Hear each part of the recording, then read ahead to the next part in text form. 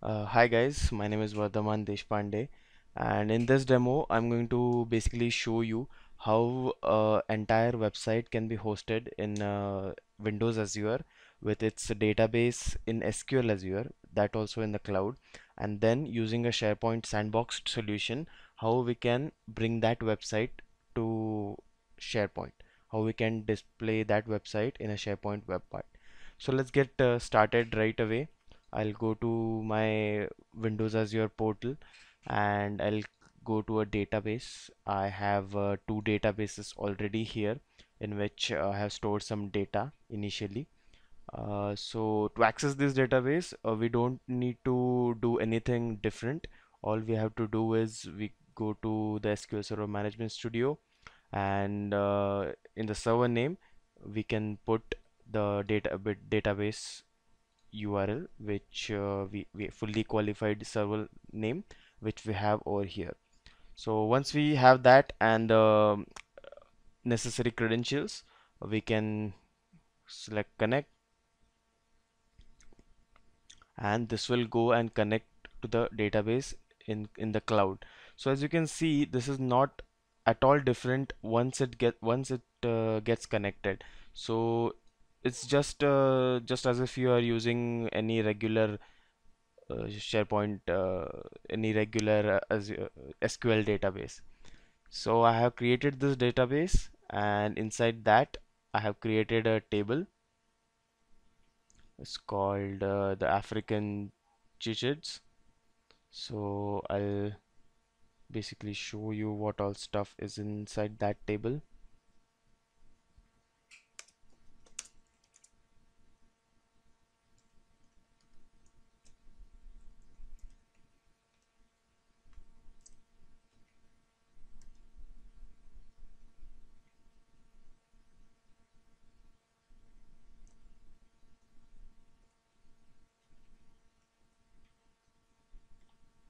So there, I have all these columns with all the data inside that. So we are going to use this data in our website or web application, which will be hosted in Windows Azure. So let's move on to our project in which will be hosted in the cloud. This will utilize the data which we just saw. So this project has this solution has two projects. One is the web role, which will basically describe our entire web application, and the next is the Azure web role project, which will help deploy our web application to the cloud. So let's just explore what all stuff we have. So in the web.config, we have this connection string, which uh, which will help us connect to the database in the cloud and retrieve its data. So there's nothing much fancy inside this. Default.aspx is the start page. When you click on that, we have a standard grid view, which has two columns called the species name and the common name, and then some styles which will be utilized to give a nice pretty look to it. And once we click on the species name, the user will be redirected to detail.aspx while passing the ID of the current row as a query string parameter. And as you can see, the SQL data source is utilizing the connection string, which we mentioned in the web.config, and we are fetching the data from the African chichers table, which we just saw. So pretty much standard stuff over here. Once the user clicks on the hyperlink field in the species name column, he will be redirected to the details.aspx page. Once he is on the details.aspx page, the same connection string will be utilized, and all the details, all the column names, these column names of the row will be fetched whose ID is specified in the query string parameter. And then with the details view control, it will be shown in a nice way, in a pretty way. So so it's pretty much a standard application containing two pages, one with the main page and the other with the details page. So once I click on the cloud project and click on publish, it will take about 10 to 15 minutes to transfer this project to the cloud to host it in my Windows Azure environment. So I have done that already. I have already moved this project to the cloud. So we have a proper web application ready to do. So the address of that web application is this forwarding service.cloudapp.net. We can specify that over here. So once I click on it, as you can see, my table is loaded, which in the default.aspx page. Once I click on that, I am shown the details of that particular animal.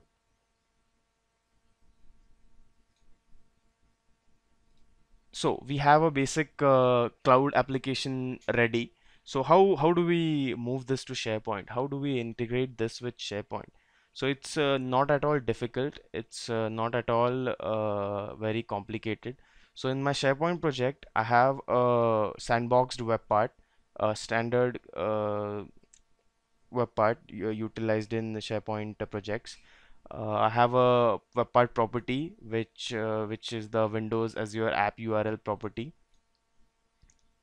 which will specify the URL of the application. And inside my web part, I create an iframe and I associate certain properties to that, and I specify the source of the uh, iframe as my URL of the cloud application. So it's pretty simple. So let's just deploy this to our site.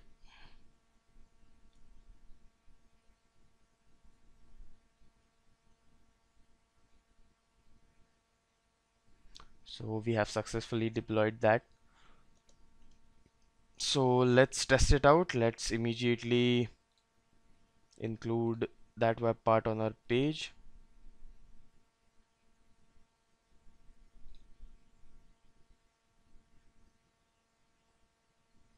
Okay, so this is currently showing nothing because we haven't specified the URL. So let's go to edit web part, and in the miscellaneous section, let's go to select copy and back to the web part.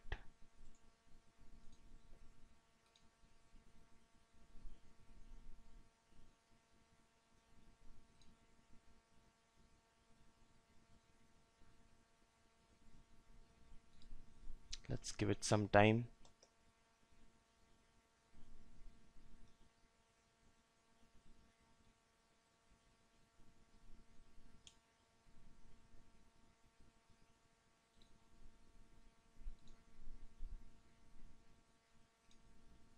Oh, where is this? So I need to apply it. Ah, so earlier the web part property was not saved. So as you can see, we have the same website inside a sandbox web part. So it doesn't even have to be a full-fledged farm scoped web part. So once I click on this, I am redirected to the details page within this web part. I click on back, I can move on to that particular web part. So as you can see, the entire web application can be hosted in a sandbox web part inside SharePoint. It doesn't even have to be a farm web part. So this way we can utilize some of the features of Azure inside a standard SharePoint web part. So we can actually have our website hosted inside uh, Azure. We can directly let users use that website, or we can let users use that website through a sandbox web part or a farm web part in SharePoint. So thanks for being with me in this demo. See you next time. Bye.